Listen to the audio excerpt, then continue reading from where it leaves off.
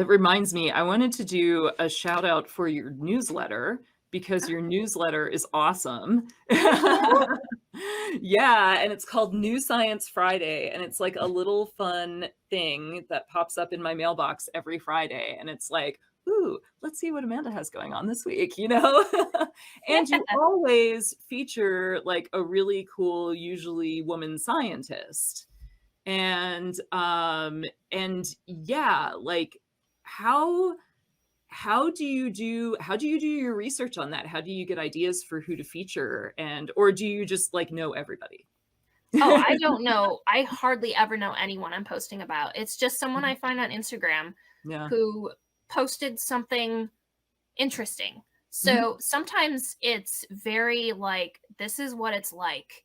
This really sucks, or this is really great, or here's what I'm struggling with right now, or here's what it took me to get to my PhD, or whatever Mm. they're doing. Yeah. Um, and yeah, we specifically pick POC or LGBT Mhm. people to feature because those groups are always extremely underrepresented in the sciences. And I want to help normalize diversity in STEM. I think it's incredibly important. And there have been research studies that say research groups are more effective when they're diverse.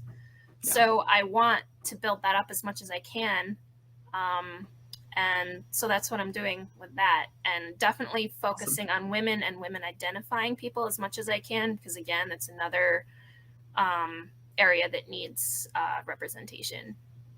A lot of times what I'm seeing by doing this too is that I've read all these posts and see what people say about not having role models growing up or not knowing anyone else who was in their field, and social media has really helped people get connected and feel not so isolated. Um, and I want to make sure that if anyone's reading our newsletter or comes across stuff we do, that if they are in the sciences, that maybe there's this person they didn't know before that they know of now. And I want to help share that. Yeah. Yeah, it's and that's awesome because you know, I'm pretty much you know, I'm not only like keeping track of like what you're doing and stuff, but I'm always learning about somebody that I didn't know about before, and that's really cool. And it's Super also cool. very down to earth. Yeah. So, like, I could run bios on Ada Lovelace and Marie Curie, but I don't think it's as impactful as hearing from someone who's in it right now, going through it right now, talking Mhm. about things like imposter syndrome and all the other issues come across when you're trying to advance in the sciences. But also, I'll cover people maybe not even on a science track, but related somehow. Like I'm really excited about Black Birding Week and What bringing what what citizen is that? science. It's just a bunch of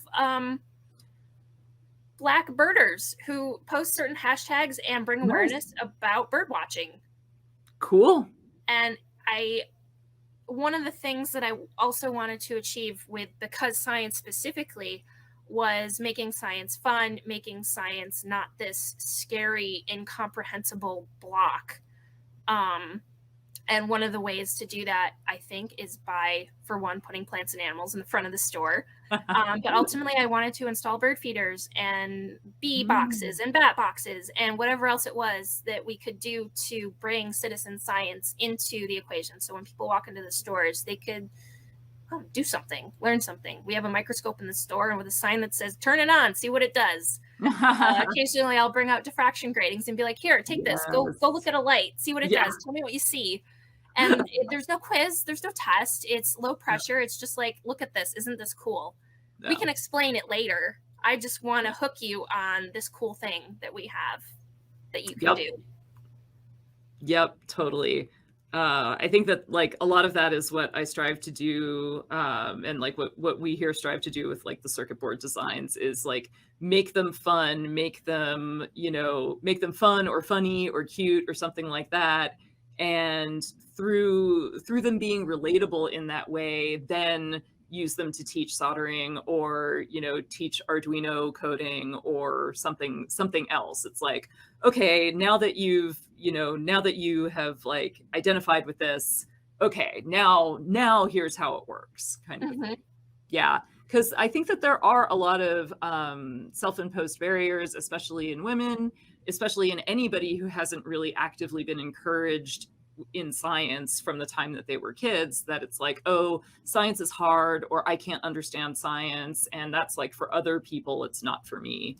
And I think that trying to break down those barriers is really important because, you know, science is for everybody. And a lot of things, especially that we do as engineers, like specifically, I would say they are skill sets that are developed through just a lot of practice and familiarity with things. And so once you start in on something and getting that practice and getting that familiarity, you can actually learn a lot just on your own.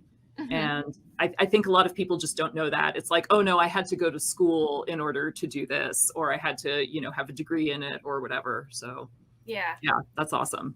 I loved it when people were walking around and they'd come up and they'd be like, so I just wanted to see what this was. I'm not a scientist, but this is cool. Can Yeah. you tell me what this joke means? Or maybe they found a joke and laughed at it. Or, um, I mix in hard science with softer stuff.